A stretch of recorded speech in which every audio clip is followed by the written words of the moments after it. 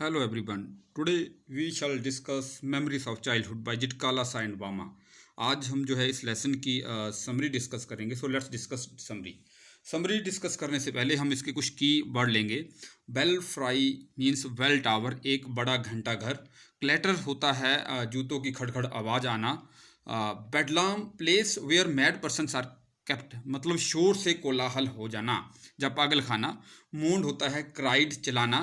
डाडल walk slowly, धीरे धीरे चलना, समय व्यर्थ वेस्ट करते हुए. स्क्रैप्ड मीन्स कलेक्टेड, कुछ इकट्ठे कर लेना. इरेंट्स मीन छोटे मोटे काम, स्मॉल और पार्ट टाइम बिजनेस. सो ये स्टोरी दो पार्ट्स के अंदर है.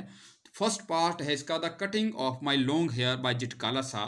सेकंड पार्ट है we too are human beings by Bama. So let's discuss. In both these extracts, the writers describe the painful experiences of their childhood when they were subjected to humiliation simply because they belong to backward tribes or community. दोनों जो extract हैं इनके अंदर जो है लेखक हैं वो अपना एक जो है पेनफुल एक्सपीरियंस को जो है डिस्क्राइब करते हैं अपने बचपन का, जब उनका अपमान होता है क्योंकि वो एक बैकवर्ड जो जाति से या कम्युनिटी से संबंध रखते थे. फर्स्ट पार्ट है the cutting of my long hair by Zitkala Sa. Actually इस राइटर का जो नाम है जो है जेट्रूड सिमोन्स बोनिन. जिटकाला सा इनका पेन नेम है. जिटकाला सा एक नेटिव अमेरिकन इंडियन वुमेन है. वो अपना इसमें जो है चाइल्डहुड का एक्सपीरियंस डिस्क्राइब करती है कि कैसे वो सोशल इनजस्टिस का शिकार हुई थी. तो जिटकाला सा कहती है it was the land of apples and there was a bitter cold one. वहाँ पे कुछ ठंड भी थी, शायद वहाँ पे बर्फ़ पड़ रही होगी. तो लैंड ऑफ एप्पल्स. तो जिटकाला सा का एक नए स्कूल में एडमिशन होता है. उसके बारे में जिटकाला सा बताती है. उस दिन एक बड़ी घंटी बजी, ए लार्ज वेल रैंग. तो there was the clatter of shoes. वहाँ पे जूतों की खड़खड़ की आवाज़ थी और बहुत सारे जो लोगों की मरमर की आवाज़ उसको सुनाई दे रही थी. We can say that there was the bedlam of noises. वहाँ पे जो है हार्श नॉइसेस, बहुत ज़्यादा शोर शराबा था. तो उससे वो जो है जिटकाला सा परेशान हो रही थी क्योंकि वो उस भाषा को नहीं जानती थी. तो जब वो स्कूल के अंदर जाती है वहाँ पे वो देखती है the Indian girls were in stiff shoes and closely clinging dresses. जो इंडियन गर्ल्स थी वहाँ पे वो जो हैं उन्होंने एक जो है कड़े जूते पहने हुए थे और उनकी जो ड्रेस थी वो चिपकी हुई थी उनकी बॉडी से. Closely clinging dresses. They wore sleeved aprons and shingled hair. उन्होंने जो है आस्तीन वाले एप्रन पहने हुए थे और उनके जो बाल थे वो छोटे थे, वो कटे हुए थे. तभी जिटकाला सा जो है एक पेल फेस वुमेन को देखती है. वो कहती है कि आप जो है लंच के लिए चलें, ब्रेकफास्ट के लिए चलें. जब वो ब्रेकफास्ट के लिए वहाँ पे जाती है वहाँ पे डाइनिंग हॉल के अंदर, तो वहाँ पे एक छोटी घंटी बजती है. जब वो छोटी घंटी वहाँ पे रैंग होती है, जो जिटकाला सा है, तो वहाँ पे जो है सभी बच्चे जो हैं चेयर्स खींचते हैं टेबल के नीचे से. तो जिटकाला सा भी चेयर खींच के एकदम बैठ जाती है. लेकिन जब वो अपने आसपास देखती है तो वो देखती है कि अकेली वही बैठी होती है. उसको कुछ शर्म आ जाती है तो वो उठ के खड़ी हो जाती है. इतने में ही दूसरी घंटी बजती है तो वो सारे बच्चे बैठ जाते हैं. जिटकाला सा भी उनको देखते हुए सरकते हुए बैठ जाती है. तभी वो जिटकाला सा देखती है कि कोने के एक और जो एक आदमी है वो जो है कुछ जो है मटरिंग कर रहा है, कुछ बड़बड़ा रहा है. शायद वो प्रेयर कह रहा था. तो सभी जो बच्चे थे उनके जो सिर थे वो प्लेट्स के ऊपर जो है लटके हुए थे. तो इतने में ही जो है जिटकाला सा जो है वहाँ पे तीसरी घंटी बजती है. सभी बच्चों ने अपने जो है फोर्क और जो है नाइफ्स उठाए और खाना शुरू कर दिया. ईटिंग बाई दिस फार्मूला जो है डिफ़िकल्ट थिंग नहीं थी. लेकिन जिटकाला सा देखती है कि एक पेल फेस वुमेन ये सारा देख रही थी, उसको ध्यान से देख रही थी. इसके बाद जो है जिटकाला सा इन द लेट मॉर्निंग अपनी जो उसकी एक फ्रेंड होती है जुडेबिन, उसको मिलती है. जुडेबिन उसको एक वार्निंग देती है, टेरिबल वार्निंग देती है. क्या वार्निंग देती है? Judewin had overheard the pale face women talk about cutting their long heavy hair. Judewin ने सुन लिया था कि जो पीले चेहरे वाली जो औरत है वो बात कर रही थी कि जो नए बच्चे आए हैं इनके जो बाल हैं काटे जाएंगे. जुड़बन कहती है वी हैव टू सबमिट, क्योंकि वो स्ट्रॉन्ग हैं then and we are weak before them, we have to submit. But Zitkala Sa कहती है नहीं, मैं I will not submit and I will struggle, मैं स्ट्रगल करूंगी. वो चुपके से एक सीढ़ियों से होते हुए एक अंधेरे कमरे में चली जाती है और वहाँ पे जो है एक वहाँ पे 3 बेड लगे होते हैं उस अंधेरे कमरे में, उसमें ग्रीन रंग के पर्दे होते हैं और जो है वहाँ पे एक बेड के नीचे वो छिप जाती है। The writer crawled under the bed and huddled in the dark corner, एक अंधेरे कोने में छुप जाती है राइटर, आप देख सकते हैं इस तरह से वो छुप गई होगी। उसके बाद क्या होता है, the women and girls enter the room, उन्होंने कमरे में प्रवेश किया और किसी ने पर्दे वहाँ पे वो राइटर को पुकार रहे थे, बहुत सारे बच्चे थे वहाँ पे, पेल फेस वुमेन थी, बहुत सारी लेडीज थी, वो चिल्ला रही थी राइटर का नाम लेकर। लेकिन राइटर जो थी वो डरी हुई थी। किसी ने जो है वहाँ पे जो ग्रीन कलर के पर्दे थे वो पीछे कर दिए, वहाँ कमरे के अंदर लाइट आ गई और वो दिख गई कि वो बेड के नीचे छुपी हुई है। They dragged out the writer, उन्होंने उसको घसीट के खींच लिया। The writer resisted by kicking and scratching wildly, जो राइटर थी उसने पूरा विरोध किया अपनी जो टांगों से किक करके, ठीक है, और स्क्रैचिंग मीन्स की खरोंच मारते हुए उसने विरोध किया। And the she was tied to chair, उसको कुर्सी से बांध दिया गया और उसकी जो दो थिक मोटी ब्रेड्स थी, जो चोटियां थी, जे काट दी गई। तो उसने महसूस किया, उसने पूरा विरोध किया, उसने अपना सिर भी हिलाया ताकि उसके बाल ना काटे जाएं। Then she felt the cold blades of the scissors against her neck, उसने जो ठंडे ब्लेड्स थे कैंची के, वो उसने अपनी गर्दन के अगेंस्ट महसूस किए। शी हार्ड देम ना ऑफ हर थिक ब्लेड्स, उसने उनको सुन लिया कि उनकी जो एक मोटी जो चोटी है वो काटी जा रही है। तो then she had lost or her spirit, उसने अपनी स्पिरिट खो दी। शी क्राइड बिटरली, वो बहुत बुरी तरह से चिल्लाई। She mourned for her mother, वो अपनी माँ के लिए कराही।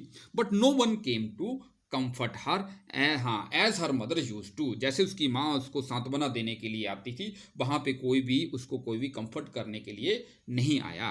She felt herself as of many little animals driven by a herder, उसने भी अपने आप को एक छोटा नन्हा जानवर समझा जिनको कोई चरवाहा हाँक रहा था। So this was the story about Zitkala Sa, this was her childhood experience against social discrimination. Next जो इसके अंदर लेसन है, we too are human beings by Bama. Who is Bama? Bama is a Tamil Indian writer. ये अपने जो है चाइल्डहुड का experience against untouchability के डिस्क्राइब करती है। ये 3 साल की थी जब इसने ये अनटचेबिलिटी का एक्सपीरियंस अनुभव किया, तो उसके बारे में जहाँ पे राइटर बताती है, here the writer describes how she felt humiliated by the behaviour of the upper caste people, कैसे वो अपर कास्ट के जो लोग थे, कैसे लोअर कास्ट के लोगों के प्रति जो है उनका जो बिहेवियर था उससे कैसे ये आहत हुई, कैसे उसने अपमानजनक महसूस किया, इसके बारे में वो वर्णन करती है। तो let's see, but she describes how an elder of their street has to act in a humiliating manner simply because he belongs to the Dalit community. वो बताती है कि उनकी कम्युनिटी का एक जो बुजुर्ग है वो कैसे जो है उसको एक अपमानजनक तरीके से काम करना पड़ता है क्योंकि वो एक दलित कम्युनिटी से संबंध रखता था। जो बामा है उसके ये 3rd क्लास में पढ़ती थी, उसके घर से और जो स्कूल की दूरी थी ये सिर्फ जो है 10 मिनट की थी, लेकिन जब भी वो अपने घर पहुंचती थी वो कम से कम 30 मिनट ले लेती थी। ऐसा क्या था, वो रास्ते में मान लो कहीं पे भी जो है कोई मोंकी का जो शो चला हुआ होता था उसको देखती थी, कहीं पे मान लो जो है वहाँ पे स्नेक चार्मर था परफॉर्म कर रहा था, ऐसे सीन देखने में व्यस्त हो जाती थी। या कोई आदमी 3 दिन से साइकिलिंग कर रहा था उसको देखती रहती थी। इस तरह के वो वहाँ पे जो है रास्ते में वो दृश्य देखती थी। या कहीं पे जो है मंदिर के आगे कोई पोंगल ऑफरिंग्स जहाँ पे पेश की गई हैं देखती रहती थी। या मारियाता टेम्पल को देखती थी। फिर जो भी उसको रास्ते के अंदर टी स्टॉल होते या स्नैक फ्राइड स्नैक्स की जो स्टॉल होते, जब वो देखती थी कैसे एक हलवाई की दुकान पे या एक कॉफ़ी बनाने वाली शॉप के ऊपर कैसे एक आदमी जो था एक बड़े बड़े गिलास से जो टम्बलर थे जो है उड़ेलता था, कॉफ़ी उड़ेलता था उसको ठंडी करने के लिए। तो ये सारे दृश्य देखती थी। कहीं पे और कहीं पे मान लो नुक्कड़ नाटक हो रहा होता वो भी वो देखती, या कहीं पे कोई नेता उत्तेजक भाषण दे रहा होता, किस तरह के सीन उसकी जो हैं हम कह सकते थे उसकी टांगों को जड़ कर देते थे, वो आगे नहीं बढ़ पाती थी। फिर एक दिन क्या होता है, वो जो राइटर है वो आ रही होती है तो वो देखती है कि वहाँ पे जो थ्रेशिंग करने के लिए जो गेहूँ है वो बिछा दी गई थी, जो उनकी कम्युनिटी के लोग थे वो बैलों को हाँक रहे थे ताकि गेहूं से जो है भूसे से गेहूं के दानों को अलग किया जा सके। वो गोल गोल घुमा रहे थे, ये सारा दृश्य देख रही थी। और एक जमींदार था, वो एक बड़े जो है पत्थर के ऊपर बैठा हुआ था एक बोरी बिछा के। तो वो देख रही थी कैसे उनके लोग वहाँ पे काम कर रहे थे। इतने में वो क्या पाती है कि शी सा that N elder of their street was coming from the direction of बाजार। उनके जो कम्युनिटी से एक एल्डर है वो बाजार की डायरेक्शन से आ रहा था। तो ये काफ़ी एल्डर था। हाँ, इसके हाथ में एक पैकेट था। He was carrying a small packet in which there could be something like vadai और बनाना भाजी। उसने अंदाजा लगाया कि इसके हाथ में जो पैकेट है इसमें कुछ भी बडाई या बनाना भाजी की तरह कोई खाने की चीज़ होगी, क्योंकि जो वो पैकेट था उसका जो तेल था वो उस पैकेट में से जो है उसका जो पैकिंग थी वो तेल बाहर आ गया था। उससे उसको अंदाजा लग गया कि ये पक्का बनाना भाजी या बडाई होगा। He was holding out the packet by string without touching it. उसने जो उस पैकेट को उसकी स्ट्रिंग से पकड़ा हुआ था उसको बिना टच किए हुए, इस तरह से आप कह सकते हैं कि इस तरह से पकड़ा हुआ था, उसको टच नहीं किया हुआ था, केवल स्ट्रिंग से पकड़ा हुआ था। The writer laughed to see how the big man was carrying the parcel in a funny manner. Writer को जो हंसी आई कि कैसे एक मजाकिया तरीके से वो पार्सल को ले जा रहा है। वेन शी हाँ, और फिर इसके बाद जो है वो ओल्ड मैन क्या करता है, एक दूसरे हाथ से एक कप बनाता है और उस जो है जमींदार को खाने के लिए दे देता है। वो मुंह में उस बड़ाई को ठूंसना शुरू कर देता है। और जब वो घर आती है, when she went home she told her Elder brother Anna how that man was carrying that packet. उसको आनंद आ रहा था, वो अपने अन्ना को, अपने उसका जो बड़ा भाई था उसको बताया कि वो उस पैकेट को कैसे फनी तरीके से ले जा रहा था।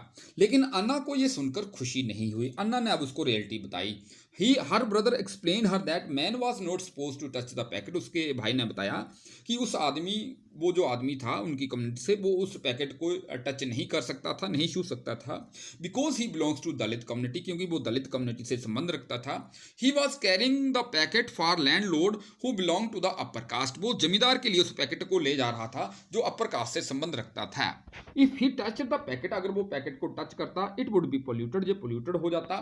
When the writer heard all, जब उसने ये सुना, शी फेल्ट टेरिबली सैड, उसको बहुत दुख हुआ। शी फेल्ट, उसने महसूस किया, that they should not fetch things for them, उनको उनके लिए जो है चीज़ें, सामान नहीं लाना चाहिए। She thought that they should respect the elders, हाँ, because we too are human beings. उसने सोचा कि उन लोगों को, हमारे कम्युनिटी के जो बुजुर्ग हैं उनका भी आदर करना चाहिए, क्योंकि हम भी ह्यूमन बींग हैं। जिस लेसन का टाइटल भी था, our people should never run these petty errands for these fellows. वो महसूस करती है हमारे लोगों को इन लोगों के छोटे मोटे काम नहीं करने चाहिए, इनके लिए दुकान पे नहीं जाना चाहिए। वो कहती है कि हमारे लोग इनके खेतों में काम करते हैं, अपनी मेहनत ले जाते हैं और इनकी फसल तो वही छोड़ जाते हैं, वो तो अपने साथ कुछ नहीं ले जाते। तो इस तरह से वो राइटर बहुत दुखी होती है। Her brother was studying in the university, उसका जो भाई है उस समय जो यूनिवर्सिटी में पढ़ रहा था, तो उस दौरान वो गांव में आया हुआ था। एक दिन वो पास वाले गांव में लगती लाइब्रेरी में पुस्तकें लेने के लिए गया। जब वो घर वापस आ रहा था तो जमींदार के एक आदमी ने उसको रोका और पूछा कि आपका नाम क्या है। उसने बताया कि मेरा नाम अन्ना है।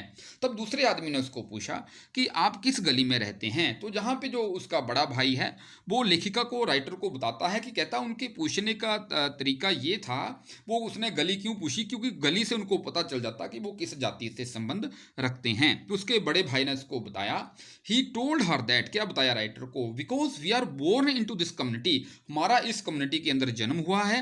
We are never given any honour और रिस्पेक्ट, हमें कभी भी कोई सम्मान या आदर नहीं दिया जाता। But if we study and make progress, अगर हम मेहनत करें और प्रोग्रेस करें, we can throw away this indignities, हम इस अपमान को फेंक सकते हैं। देखिए स्टूडेंट्स, ये आपके लिए भी है, अगर कोई भी स्टडी या अपनी प्रोग्रेस करता है, वो अपने साथ हुए अपमान को दूर कर सकता है। हर किसी के ऊपर ये बात इंप्लीमेंट होती है। सो स्टडी विद केयर, इसलिए आप जो है केयर से स्टडी करें। लर्न ऑल यू कैन, सीखें जो आप सीख सकते हैं। If you are always ahead in your lessons, अगर आप अपने पाठ में आगे रहते हैं लेसन लर्न करने में, people will come to you of their own accord, people जो हैं लोग अपनी मर्जी से आपके पास आएंगे। And attach them self to you, और आपके साथ जुड़ जाएंगे, आपके मित्र बन जाएंगे। वर्क हार्ड एंड लर्न, वो राइटर को सजेस्ट करता है कि आप मेहनत करें और सीखें। So these words made a deep impression on her, इन शब्दों का उसके ऊपर बहुत गहरा प्रभाव पड़ा। She studied hard with all her head and soul, उसने पूरी आत्मा से, अपने दिमाग से बड़ी मेहनत की। And it last the he she became a successful writer, वो बन गई. She stood first in her class, वो अपनी क्लास में फर्स्ट आई. Many people became her friends. So this was the experience of Bama against untouchability. So thanks for watching video. इस video को ज़्यादा से ज़्यादा लाइक करें, शेयर करें, सब्सक्राइब करें, so that I have more motivation to make such more videos. So have a nice day. Thank you very much.